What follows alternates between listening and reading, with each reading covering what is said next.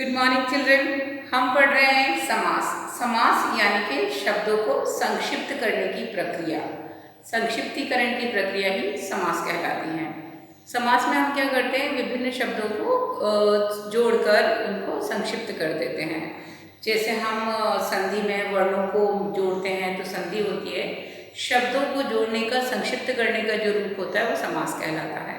समास में हमने कहा है कि जब कोई शब्द देकर उसको अलग करके हम लिखते हैं तो समास विग्रह हो जाता है, और जब अलग अलग शब्दों को हम संक्षिप्त करके समास बनाते हैं तो वो क्या कहलाता है, वो शब्द समस्त पद कहलाता है।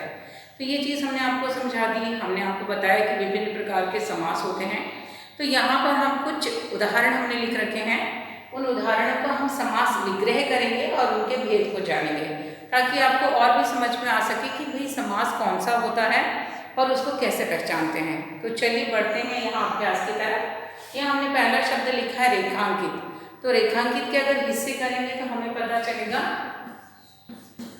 रेखा से अंकित। क्या हो गया? रेखा से अंकित, रेखांकित।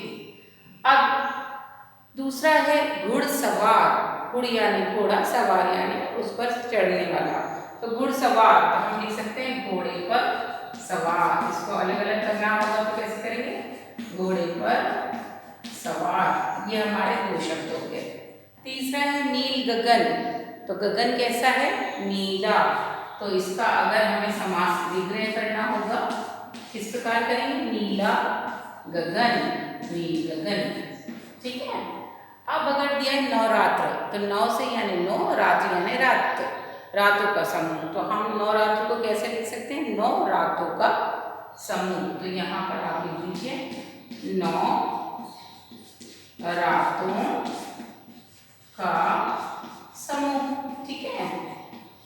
अब आगे बढ़ते हैं पाप और पुण्य। तो पाप पुण्य साथ लिखा है। हमने आपको बताया था कि जहाँ डैश यानी योजक चिन्ह हो वहाँ पर हम अलग अलग करके लिख सकते हैं। आप लिख दो पाप और पुण्य। कैसे लिखोगे? पाप और पुण्य। ठीक।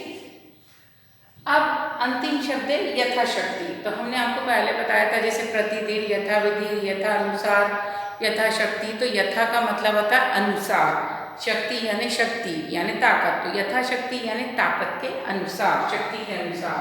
तो इसको अलग करके कैसे लिखेंगे? यथाशक्ति को शक्ति के अनुसार। ठीक है। यहाँ हमने आपको कुछ उदाहरण दिए। ठीक। अब रेखा से अंकित, तो इसमें कौन से शब्द है? से। और घुड़सवार में कौन सा शब्द से जुड़ रहा है? पर। तो जहां पर भी हमको ने, से, को, पर जैसे कारक चिन्ह आते हैं और जहां पर कारक चिन्ह होते हैं तो वो समास होते हैं तत्पुरुष समास। जैसे कर्ता ने कर्म को करण से, तो रेखा से अंकित यानी करण तत्पुरुष समास। समझ आ रहा है? हमको यहाँ पर कर समास ध्यान रखना है। समास के साथ में हमें क्या रखना है? कारक। तो हम पढ़ते हैं ना, कर्ता ने कर्म को करण से, तो यहाँ पर रेखा से अंकित यानी करण समास होता है ना, करण तत्पुरुष समास। तो जहां पर भी कारक चिन्ह होते हैं वहां पर तत्पुरुष समास होता है। तो ये आपका कौन सा समास हुआ? तत्पुरुष समास। सेम थिंग यहाँ पर आते हैं हम। यहाँ पर उन्होंने दिया है घोड़े पर सवार। तो कर्ता ने कर्म को करण से अधिकरण, अधिकरण में पर, तो में पर, किस पर? पर वाला यानी कि अधिकरण कारक। तो अधिकरण कारक है तो कारक किस में आते हैं? तत्पुरुष समास में। तो ये भी आपका क्या हो जाएगा? अधिकरण तत्पुरुष समास। तत्पुरुष समास ही लिखिए। आपको अधिकरण, ये मैं यहाँ पर इसको भी तत्पुरुष समास ही लिखिए। अधिकरण और करण मैं इसलिए बता रही हूँ कि आपको पता होना चाहिए कि क्यों हम इसे तत्पुरुष में ले जा रहे हैं। तत्पुरुष में वही समास जाते हैं जो कि कारक चिन्हों के साथ होते हैं, यानी जिनमें कारक का प्रयोग होता है। नील कमल या नील गगन, नीला गगन। तो यहाँ पे नीला विशेषण है और गगन विशेष्य है। तो विशेषण और विशेष्य वाली बात कौन करता है? कर्मधारय समास। तो यहाँ पर हम क्या लिखेंगे? कर्मधारय समास कर देंगे, क्योंकि विशेषण और विशेष्य की बात करते हैं। ठीक है। फिर है नेक्स्ट नवरात्र। नौ का मतलब हम क्या बता रहे हैं? नौ यानी कि संख्या की बात कर रहे हैं। रात यानी रातों का समूह। तो जहाँ पर भी हम ये देखते हैं कि संख्या आ रही है तो वहाँ होता है द्विगु समास। तो यहाँ हम लिखेंगे द्विगु समास, क्योंकि हमने संख्या की बात की है। और अब हम नेक्स्ट की तरफ बढ़ते हैं। यहाँ लिखा है पाप और पुण्य, तो और लगा के योजक चिन्ह लगाया है, तो उससे हमें क्या पता चल रहा है कि ये द्वंद्व समास है। जहाँ पर भी और आता है और योजक चिन्ह आता है तो वो द्वंद्व समास कहलाता है। ठीक है। एंड देन लास्ट में हमने देखा यथाशक्ति, यानी शक्ति के अनुसार यथाशक्ति।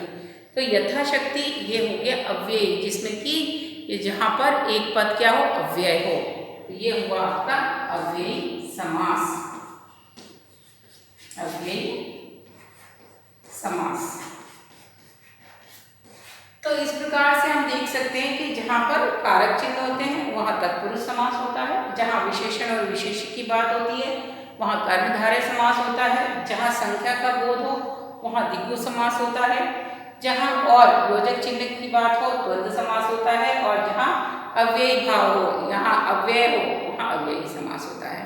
तो इस प्रकार विभिन्न समास के हमने उदाहरण दिए हैं। आपके पास पूरी सूची है, आप अध्ययन कीजिए, उन्हीं में से कोई भी शब्द आपसे पूछा जा सकता है। आपको आवश्यकता है उन समास के रूप को जानने की, समझने की, ताकि शब्द से आप भली भांति परिचित हो सके और उन्हें पहचान कर उनके भेद के नाम भी लिख सकें। तो अभ्यास कीजिए, ध्यानपूर्वक समझने का प्रयास कीजिए। हम आपसे फिर मिलेंगे अगले मॉड्यूल के साथ। तब तक के लिए टेक केयर।